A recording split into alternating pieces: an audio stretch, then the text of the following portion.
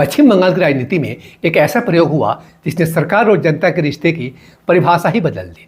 न लंबी लाइनें, न सरकारी दफ्तरों के चक्कर, बल्कि सरकार खुद आपके दरवाजे पे। जी हाँ फ्रेंड्स, हम बात कर रहे हैं दुआरे सरकार की, जिसे ममता बनर्जी सरकार ने शुरू किया। सवाल ये है, क्या यह सिर्फ एक वेलफेयर स्कीम है या फिर एक सोची समझी राजनीतिक रणनीति? आज के इस वीडियो में हम इस योजना को पूरी तरह अनजिप करेंगे।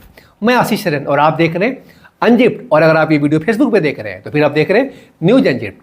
आइए इस वीडियो में आगे बढ़ते हैं।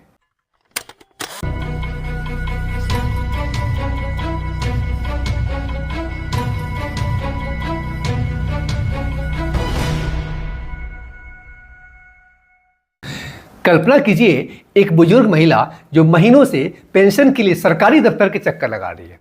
एक किसान जिसे मुआवजे का फॉर्म भरना है, लेकिन प्रक्रिया समझ में नहीं आ रही कि कैसे भरना है। एक गरीब परिवार जिसे इलाज के लिए हेल्थ कार्ड चाहिए, और तभी सरकार खुद उनके मोहल्ले में कैंप लगाती है। यही है दुआरे सरकार, जिसे ममता बनर्जी सरकार ने लोगों तक सरकार पहुंचाने के मिशन के रूप में पेश किया। लेकिन सवाल सिर्फ सेवा का नहीं है, सवाल है क्या ये वेलफेयर मॉडल है या पॉलिटिकल गेम चेंजर? आइए इसे समझते हैं। दुआरे सरकार का शाब्दिक अर्थ होता है फ्रेंड्स, सरकार आपके दरवाजे पे। दिसंबर 2020 में इसकी शुरुआत हुई। मकसद साफ था, आम लोगों को सरकारी योजनाओं का लाभ लेने के लिए दफ्तरों में भटकना न पड़े। इसके लिए राज्य भर में कैंप लगाए गए, वहीं पर फॉर्म भरे गए, दस्तावेज जमा हुए, सत्यापन हुआ, कई मामलों में तुरंत स्वीकृति भी मिली। सरकार का दावा है कि करोड़ों आवेदन इन कैंपों के जरिए प्रोसेस हुए। फ्रेंड्स, जब इसे लागू किया गया उस समय कोविड के बाद की परिस्थिति थी। लोग आर्थिक संकट से जूझ रहे थे।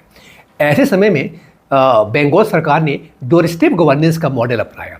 इसका मूल विचार था, सरकार जनता के पास जाएगी, आवेदन प्रक्रिया को सरल किया जाएगा, भ्रष्टाचार और बिचौलिए की भूमिका कम होगी, समयबद्ध सेवा सुनिश्चित होगी टाइम फ्रेम में। फ्रेंड्स, इसके तहत राज्य के हर ब्लॉक, पंचायत और शहरी वार्ड में कैंप लगाए गए। सरकारी अधिकारी, डेटा एंट्री ऑपरेटर, सत्यापन अधिकारी सब एक जगह मौजूद। फ्रेंड्स, ये सिर्फ एक योजना नहीं बल्कि प्रशासनिक पुनर्गठन जैसा था। दुआरे सरकार कई प्रमुख योजनाओं का वन स्टॉप प्लेटफॉर्म बना, जैसे लक्ष्मी भंडार। इसके तहत महिलाओं को प्रति माह आर्थिक सहायता दी जाती है। ये ग्रामीण और निम्न आय वर्ग में जबरदस्त लोकप्रिय है, जिससे महिला वोट बैंक पर सीधा प्रभाव। स्वास्थ्य साथी, इसके तहत परिवारों को हेल्थ कवरेज, कैशलेस इलाज की सुविधा, जिससे गरीब परिवारों के लिए बड़ी राहत मिलती है। कन्याश्री, इसके तहत बेटियों की शिक्षा को बढ़ावा, बाल विवाह रोकने का प्रयास। कृषक बंधु, इसके तहत किसानों को आर्थिक सहायता, मृत्यु होने पर परिवार को सपोर्ट।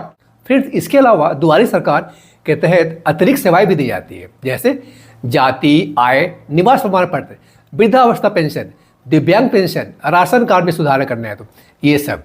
इस सेवा का क्या प्रभाव पड़ा?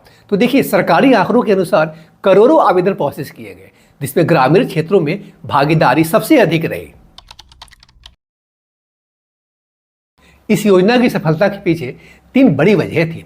ग्राउंड कनेक्ट, गांव जाकर कैंप लगाकर सरकार ने सीधा संवाद स्थापित किया। महिलाओं पर फोकस, लक्ष्मी भंडार जैसी योजनाओं ने महिला वोटर्स को मजबूत तरीके से जोड़ा गया।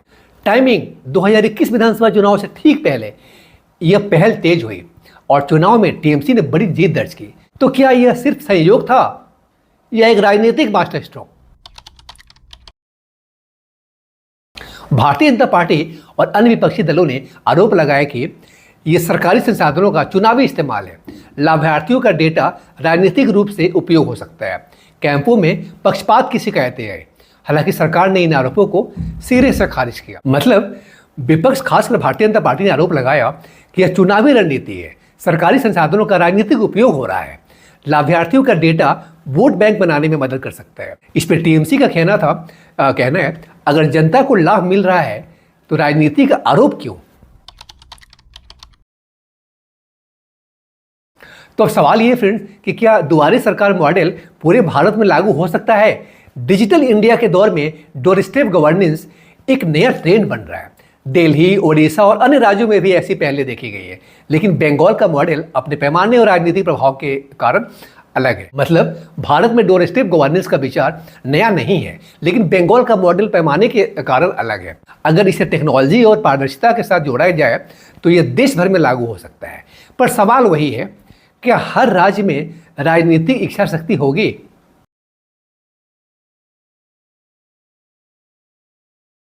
दुआरी सरकार सिर्फ एक स्कीम नहीं है, यह प्रशासन और राजनीति के मेल का एक उदाहरण है। जहां एक तरफ लाखों लोगों को सीधा लाभ मिला, वहीं दूसरी तरफ इसने सत्ता की जड़ों को और मजबूत किया। फ्रेंड्स, दुआरी सरकार ने एक संदेश दिया, क्या कि सरकार सिर्फ सचिवालय में नहीं होती, वह जनता के बीच भी हो सकती है। लेकिन लोकतंत्र में हर पहल को सवालों के दायरे में आना चाहिए, ताकि सेवा और राजनीति के बीच संतुलन बना रहे। तो क्या दुआरी सरकार जनता की ताकत है या सत्ता की रणनीति? आप क्या सोचते हैं? कमेंट में अपनी राय जरूर लिखिए। और अगर आपको यह गहराई से किया गया विश्लेषण पसंद आया हो तो वीडियो को लाइक करिए, शेयर करिए और अनजिप्ड को सब्सक्राइब करना मत भूलिए, क्योंकि यहाँ हम सिर्फ खबरें नहीं बताते, हम उसे पूरी तरह अनजिप्ड करते हैं। मैं आशीष शरण और आप देख रहे थे अनजिप्ड। और अगर आप ये वीडियो फेसबुक पे देख रहे थे तो फिर आप देख रहे थे न्यूज अनजिप्ड। मिलते हैं फिर अगले वीडियो में किसी और स्टोरी को अनजिप करते हुए। Till then stay connected and informed with our channel unzipped. Thank you.